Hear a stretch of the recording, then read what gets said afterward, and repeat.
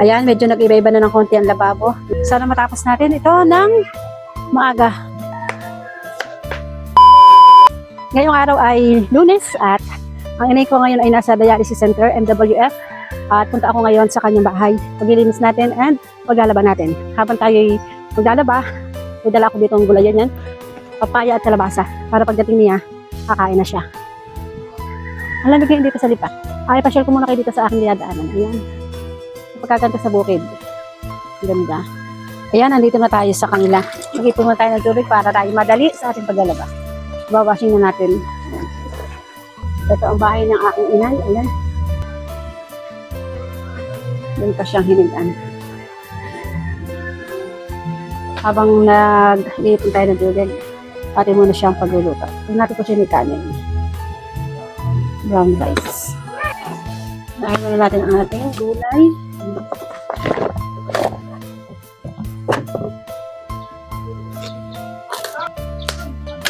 Ganda naman kalabasa. Ang dami pala ng tubal ng inay. Ito. Sasalang muna natin dahil may tubig na. Sana matapos natin ito ng maaga. Masarap kasi paghugas bigas. Yan. Unahin natin ating papaya. Ang pagmamahal sa magulang ay walang kapalit. Walang bayad, walang katumbas. Lahat tayo tatanda. Kaya laging sabi sa inyo ni Kapitana, mahalin ang magulang. Dahil kung anong ginagawa mo sa iyong magulang, gagawin din sa iyo ng iyong magiging anak balang araw. Kapag bastos ka sa iyong magulang, posibleng bastos din ang iyong magiging anak. Pero kapag ka mabait ka sa iyong magulang, posibleng mabait ka din. Mabait din ang iyong magiging anak. Kahit anong busy mo sa buhay, kahit may asawa ka na, lagi mo ring bigyan ng oras ang iyong magulang. Lalo na kapag nag-iisa, may sakit. Ayan.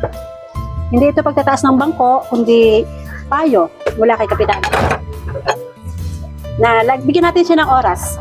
Ito pagkakatapos ko ng gawin sa amin, ibisita kong inay, pinaglilinis, at paglalaba.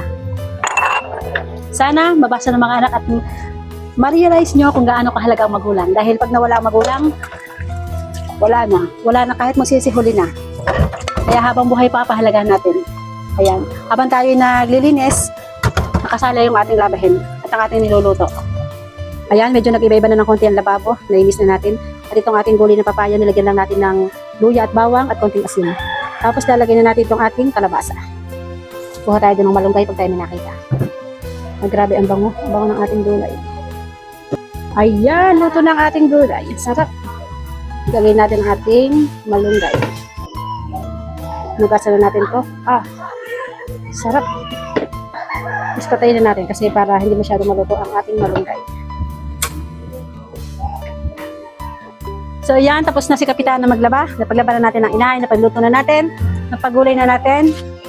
Gusto ko lang magpasalamat sa inyong lahat, sa inyong panonood na aking mga video. Sana may natututunan kayo. Lagi niyong tandaan na mahalin ang magulang sapagkat hindi na tayo makakahanap ng isa pang magulang kapag sila'y nawala. Salamat, bye-bye!